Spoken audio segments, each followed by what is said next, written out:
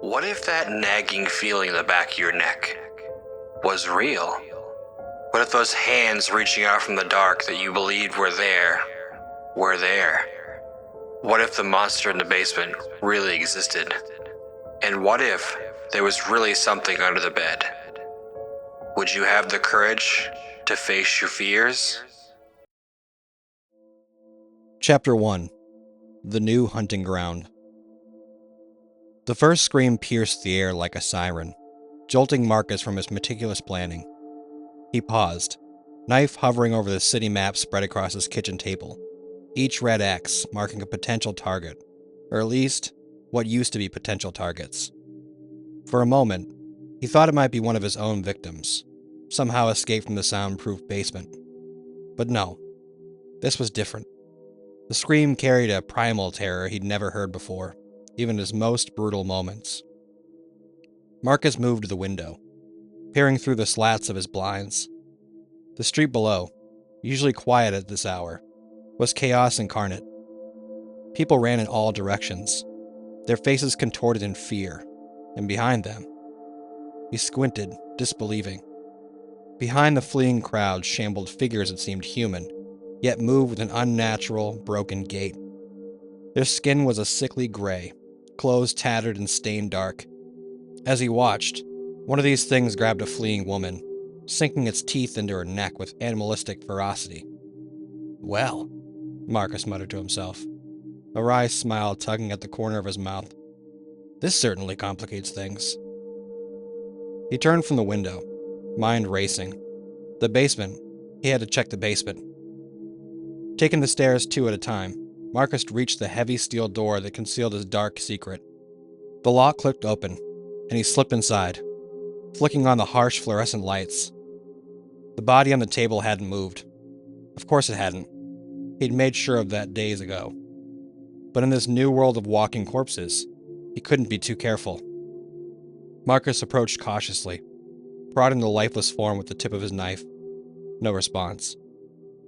Relief washed over him, followed quickly by a new concern.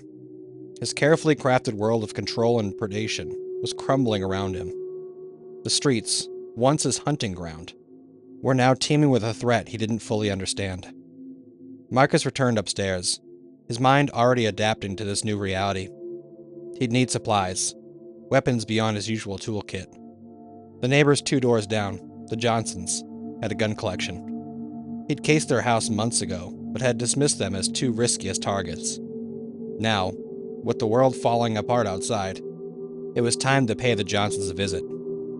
Marcus gathered his lock-picking tools and a few choice knives, slipping them into a backpack. He paused at the door, listening to the growing cacophony of screams and inhuman growls outside. For the first time in years, he felt a flicker of fear. But fear, he reminded himself, was just another tool. He's used it countless times to manipulate his victims. Now, he'd use it to keep himself alive. Taking a deep breath, Marcus opened the door and stepped out into the chaos of this new world. A world where he was no longer the apex predator, but determined to adapt and survive at any cost. Chapter 2. Predator Becomes Prey. Marcus crept along the shadowy side of his street, every sense on high alert. The chaos had intensified in the short time since he'd left his house. Abandoned cars littered the road, some still idling, others smashed into poles or each other. The air was thick with the acrid smell of smoke and something else, something rotten.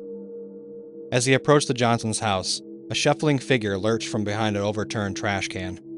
Marcus froze, his hand instinctively tightening around the handle of his knife.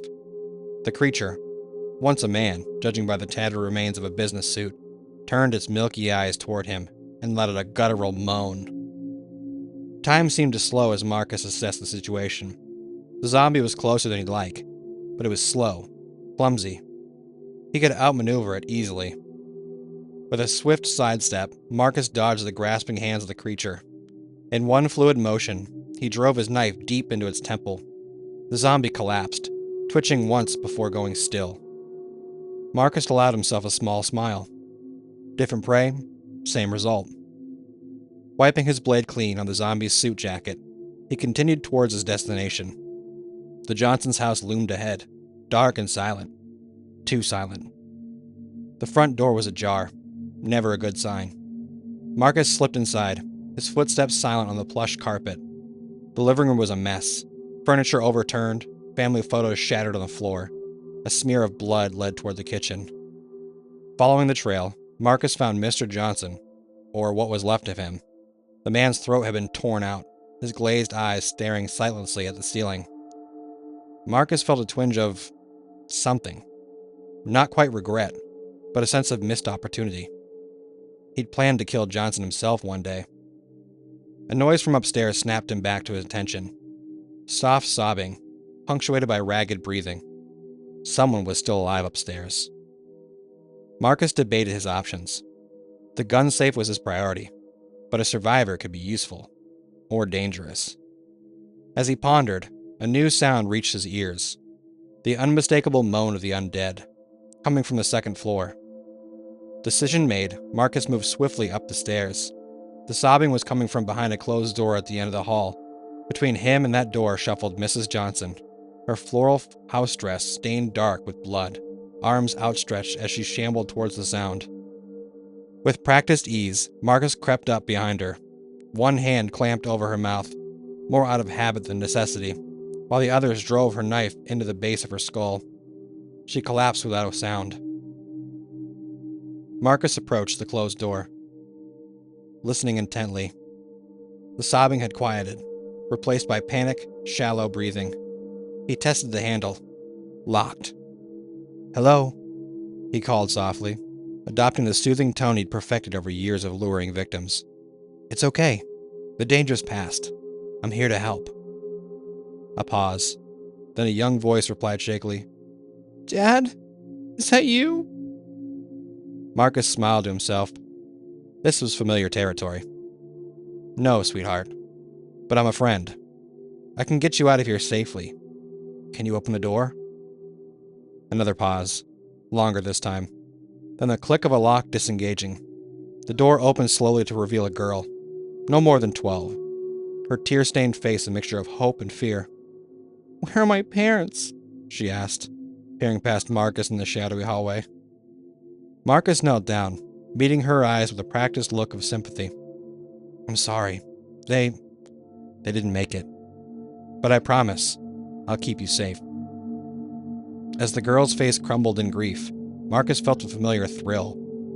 In a world gone mad, here was something he understood. Here was control.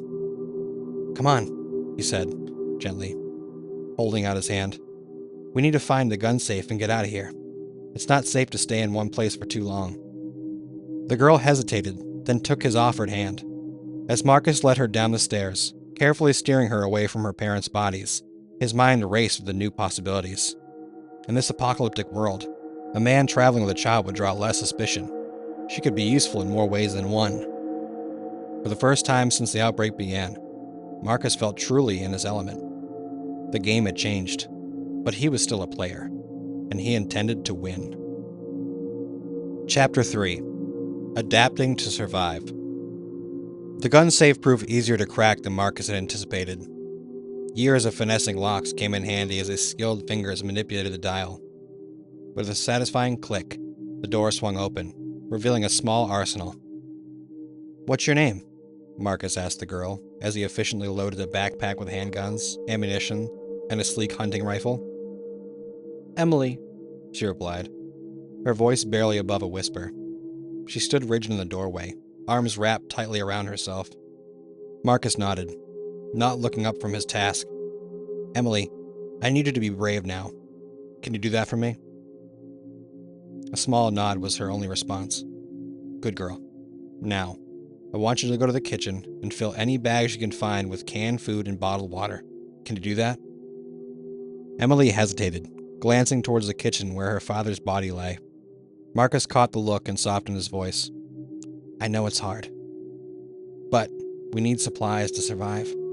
Just don't look down, okay? Focus on the cabinets." As Emily reluctantly made her way to the kitchen, Marcus allowed himself a moment of reflection. The girl complicated things. She could slow him down, make noise at inappropriate moments, attract unwanted attention. But she could also be an asset, a shield against suspicion, a way to manipulate other survivors. And if things got desperate, well, he'd cross that bridge when he came to it. Marcus finished packing the weapons and moved to join Emily in the kitchen. He found her struggling to reach a high shelf, tears streaming down her face as she pointedly avoided looking at the floor. For a moment, an unfamiliar feeling tugged at Marcus. Was it pity? He pushed the sentiment aside. Emotions were a liability now. Here, let me, he said, easily reaching past her to grab the remaining cans. You've done well, Emily. Now, let's get out of here.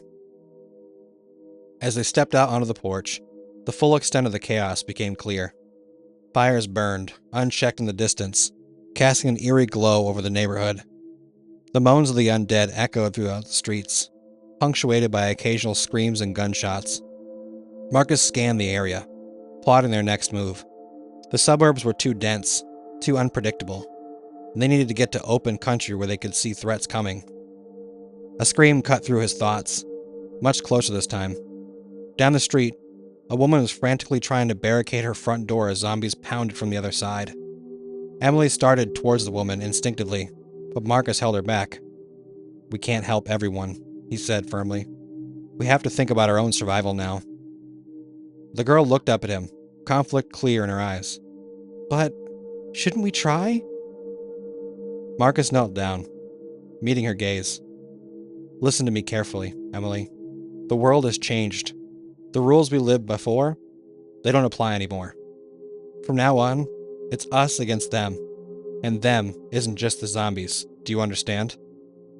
Emily nodded slowly, her young face etched with sadness that seemed beyond her years. Good, Marcus continued. Now we're going to make our way to the edge of town. Stay close to me, and do exactly as I say. No matter what you see or hear, you keep moving. Got it? Another nod. As they set down the street, Marcus felt a familiar rush of adrenaline. This was a hunt unlike any he'd experienced before. The stakes were higher, the prey more dangerous, but the thrill, that was the same. He glanced down at Emily, trotting to keep up with his long strides. A new piece in the game board, he mused, one that could prove very useful indeed. Behind them, a woman's scream abruptly cut off, replaced by the wet sounds of tearing flesh. Neither Marcus nor Emily looked back. The hunt was on, and Marcus intended to remain the predator, not the prey. Chapter 4. The Wolves Among Sheep. As dawn broke, Marcus and Emily reached the outskirts of town. The chaos had thinned, but the eerie quiet that replaced it was almost worse. Abandoned cars and scattered belongings littered the road, silent testaments of the panic that had gripped the area. They'd encountered a few more zombies along the way, but Marcus had dispatched them quietly and efficiently. Emily had watched with a mixture of horror and judging admiration. She was adapting quickly, learning to move silently and stay alert. We need to find a place to rest and plan our next move, Marcus said, scanning the area. His eyes landed on a small gas station just off the main road. There. It's isolated enough to see threats coming, but close enough to see the road if we need to move quickly. As they approached the station, Marcus held up a hand, signaling Emily to stop. Something wasn't right. The store seemed untouched, too pristine amidst the surrounding chaos. Wait here, he whispered, drawing his handgun.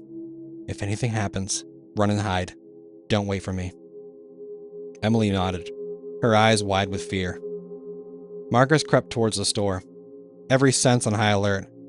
As he neared the entrance, a voice called out from inside. That's far enough, friend. State your business. Marcus froze, his mind racing. He could hear at least two distinct voices inside, possibly more. Slowly, he raised his hands, keeping the gun visible. Just looking for supplies and shelter, he called back, injecting a note of desperation into his voice. My daughter and I, we've been on the run all night. A pause then. You alone? Marcus hesitated, then decided on honesty. No, my daughter's with me.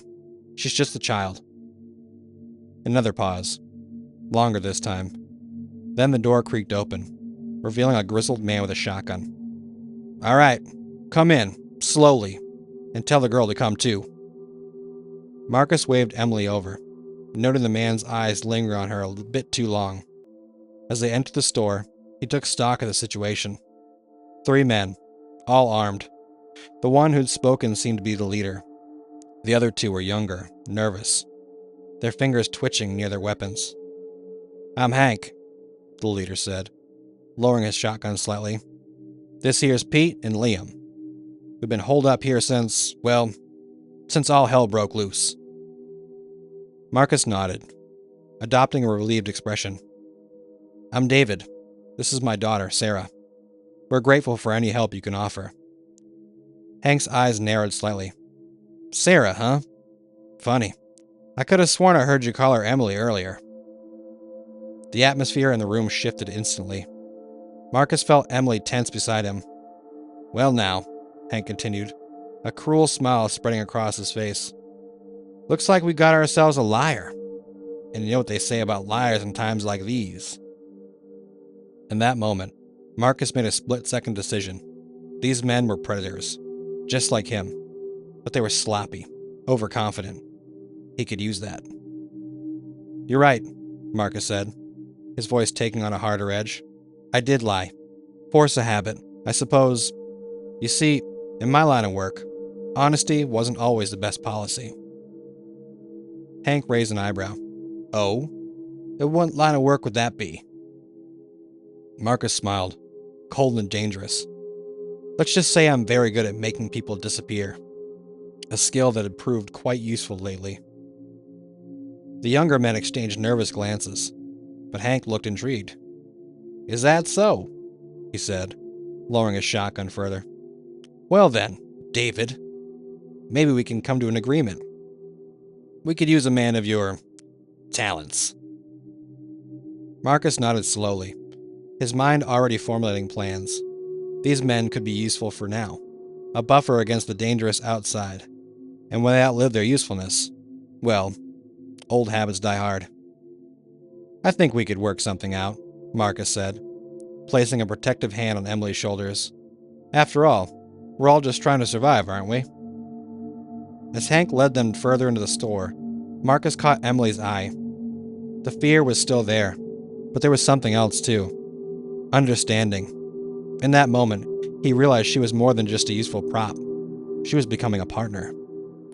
The world had changed, but some things remained the same. There would always be predators and prey, and Marcus was determined to stay at the top of the food chain, no matter what it took. Chapter 5. The Art of Manipulation. Days blended into weeks at the gas station. Marcus, still going by David, had quickly established himself as an indispensable member of the group. His keen instincts and survival skills impressed even the skeptical Hank. Emily, for her part, played the role of traumatized child perfectly. She rarely spoke, sticking close to Marcus and avoiding the others. But her eyes missed nothing, and in private moments, she would whisper her observations to Marcus. "Pete's getting restless," she murmured one evening as they sorted through scavenged supplies. "He wants to make a run into town for more food." Marcus nodded, filing away the information. "Good work," he said quietly. "Keep watching." As the days passed, tension within the group grew. Food was running low, and the constant threat of zombie attack frayed nerves. Marcus watched it all with calculating eyes, waiting for the right moment to make his move. That moment came sooner than expected. It was Liam who snapped first. During a routine supply check, he suddenly grabbed Emily, pressed a knife to her throat. "This is bullshit!" he shouted eyes wild. "We're all gonna die out here. We need to leave. Find somewhere better." The room erupted into chaos. Hank and Pete drew their weapons, shouting at Liam to calm down, but Marcus remained eerily calm, his eyes locked on Emily's. To her credit, the girl didn't panic. She met Marcus's gaze steadily, waiting for his signal. "Liam," Marcus said, softly, taking a step forward. "You're right, this situation is untenable. But threatening a child? It's not the answer." Liam's grip on Emily loosened slightly. "Then what is? We can't stay here." Marcus nodded sympathetically. I agree, which is why I've been planning our next move. This caught everyone off guard. Even Hank lowered his shotgun slightly, curiosity overriding caution. What are you talking about, David? Hank demanded. Marcus smiled, the same cold smile that had chilled countless victims before. I've been scouting the area. There's a small town about 20 miles north. It's mostly intact, with high walls, a perfect sanctuary. The lie rolled off his tongue smoothly, practiced over countless cons and manipulations. Why didn't you say anything before? Pete asked suspiciously. I needed to be sure, Marcus replied. We can't afford to take unnecessary risks. But now, I'm certain. It's our best chance. The tension in the room slowly dissipated. Liam released Emily, who scurried back to Marcus's side. Hank studied Marcus for a long moment before nodding. All right, David. We'll check out this town of yours. But if you're lying... The threat hung in the air, unspoken but clear. Marcus just smiled. Trust me, he said. I have all our best interests at heart. As the group began preparations for the journey, Emily tugged on Marcus's sleeve. There is no town, is there? She whispered. Marcus looked down at her, seeing not a child, but a promising protege. No, he admitted quietly. But by the time they realize it, it'll be too late. Emily nodded, a small, grim smile playing at her lips. What's our real plan? Marcus felt a surge of pride. She was learning fast. We're going to let the road and the zombies thin out our little group, he explained. And then, when the moment is right, we'll make our move. Just us? Emily asked. Marcus nodded. Just us. Remember what I told you.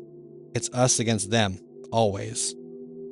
As they joined the others in packing supplies, Marcus felt a familiar thrill of anticipation. The game was changing, evolving, but he was still the master player. And with Emily by his side, adapting as quickly as he was to this new world, he felt invincible. The zombies might rule the world now, but in the shadows, among the survivors, a new kind of predator was emerging, and Marcus intended to be the apex of them all. Chapter 6. The Road to Nowhere. The group set out at dawn, their stolen pickup truck loaded with supplies.